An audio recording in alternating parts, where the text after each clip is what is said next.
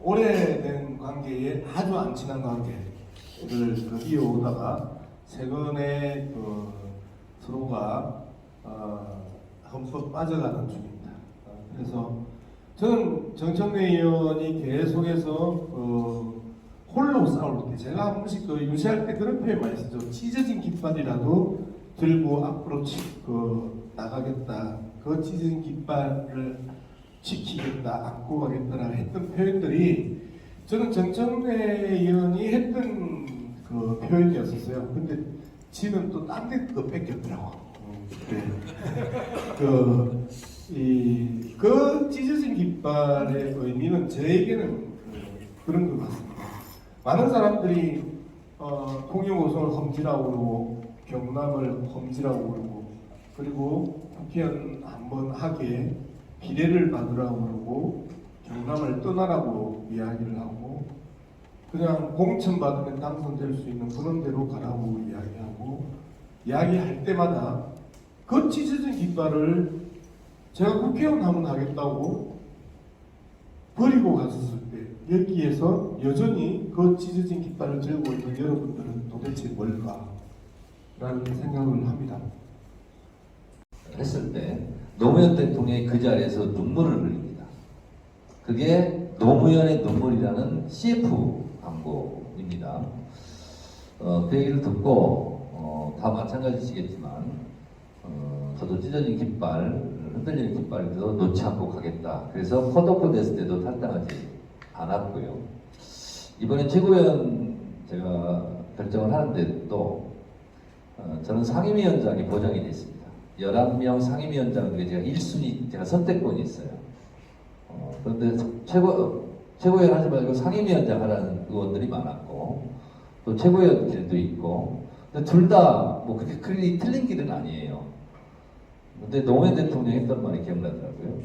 이것도 옳고 저것도 옳으면, 그렇게 판단이 어떤 길인지 안 되면, 그러면 나에게 이익이 되는 그 길과 손해가 되는 길을 견뎌보면 그간 견적이 나온다. 손해가는 길이 최고위원이었어요, 사실은. 왜냐하면 상임위원장은 보다고 국회 직원 10명이 또 보좌관으로 또 추가가 됩니다. 그리고 여러 가지 의전도 많고 판공비들이 있고. 근데 그것보다는 이재명과 함께 손을 잡고 당을 이렇게 세우는 것이, 그리고 정권을 다시 탈환하는 길이 훨씬 더 의미 있고 가치 있는 일 아니겠느냐. 그래서 선택됐고, 찢어진 깃발은 저보다는 사실은 양문석이 더 오랫동안 들었던 것 같습니다. 양문석한테 미안하고, 제가 전화했어요. 양문석 니 떴대, 술 한잔 하자. 그래서 매주 지금 술 한잔씩 하고 있습니다. 그래서 양문석도 좀 잘 되는 길을 제가 모색해 보려고 생각하고 있습니다. 그래서 고생한 양문석에게 박수 한번 보내주시기 바랍니다.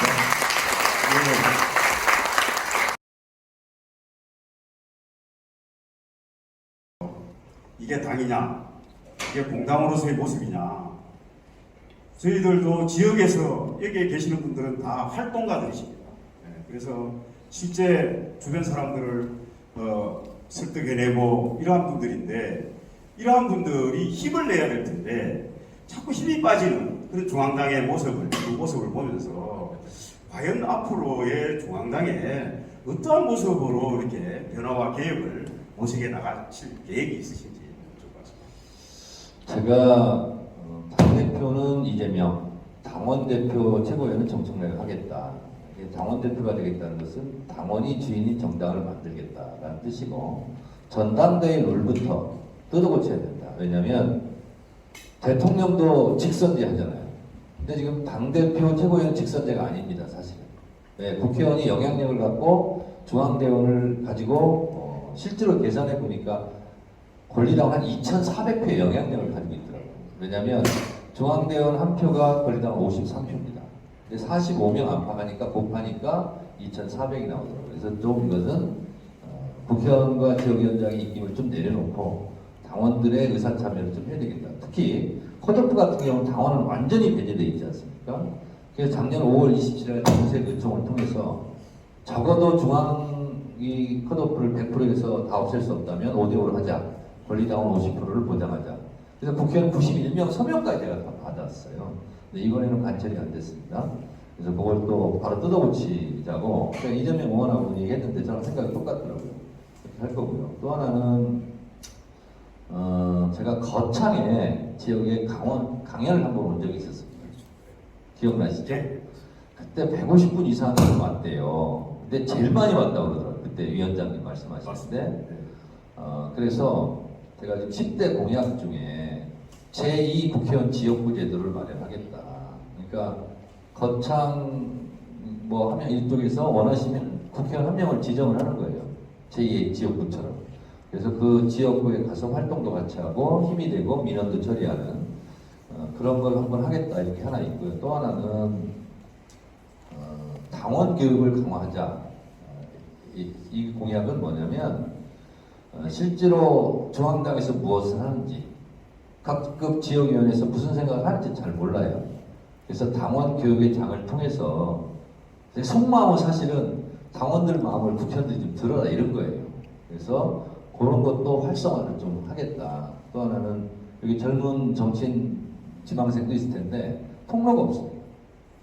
특히 이렇게 어려운 지역에서는 뭐 국회의원 한 명을 알아요, 누구를 알아요. 그래서 청년 정치학교를 해서 거기를 수료하고 이러면 좀 어드밴티지 좀 주고 또 힘이 돼주고 멘토도 되고 그런 걸 좀 하겠다 이런 생각을 좀 가지고 있는데 보통 국회의원들이 이렇게 선거 때 말하고 안 지킵니다. 저도 안 지킬지 몰라요. 그러니까 여러분들이 저를 잘 감시해 주시기 바랍니다. 예, 거기에는 우리 이야기할 게 많죠. 제가 꿈꿨던 더불어민주당하고 우리 정청래 의원이 꿈꾸고 있는 더불어민주당이 유사합니다. 하지만 근본에는 문화의 변화, 문화의 개혁, 문화의 쇄신이 있어야 된다고 생각합니다. 즉 지역위원장이 중앙당 지도부를 쳐다보고 공천에 목을 매는 것, 저 당이나 이 당이나 똑같아요. 그죠? 그 다음에 시의원, 도의원, 군의원 또는 지방자치단체장 후보가 지역위원장을 쳐다보고 목을 매는 것도 똑같아요. 이거 바꿔야 된단 말이에요. 이걸 어떻게 바꿀 것이냐? 저는 권리당을 내 철저한 투표를 통해서 시의원, 도의원, 군의원이 선출되고 지방 자치단체장 후보가 선출되어야 된다고 생각합니다. 그리고 지역위원장도 찬반 투표에 언제든지 탄핵이 가능해야 된다고 생각합니다. 그래서 소위 말하는 소환에 대한 문제, 지역위원장의 소환에 대한 문제와 국회의원의 소환에 대한 문제와 지방자치단체장의 소환에 대한 문제와 그 다음에 신현, 도의원, 부의원 즉 선출직에 대한 당원들에 의한 소환에 대한 문제를 철저하게 해야 된다. 그리해야 끊임없이 당원들을 가입시키고 당원들을 교육하고 당원들과 함께하고 당원들과 봉사하고 당원들과 정치 토론하고 하는 과정이 실제 더불어민주당이 풀뿌리 민주당으로서 바닥의 민주당으로서 제대로 그 역할을 할 수 있다고 생각합니다. 그 위에 제대로 된 정치 아카데미가 들어가지고 지금 정청래 의원이 이야기하는 중앙당 도당에서 지원되는 이러한 정치 아카데미, 지역위원회에서 들어가는 정치 아카데미가 들어갈 수 있다고 생각합니다.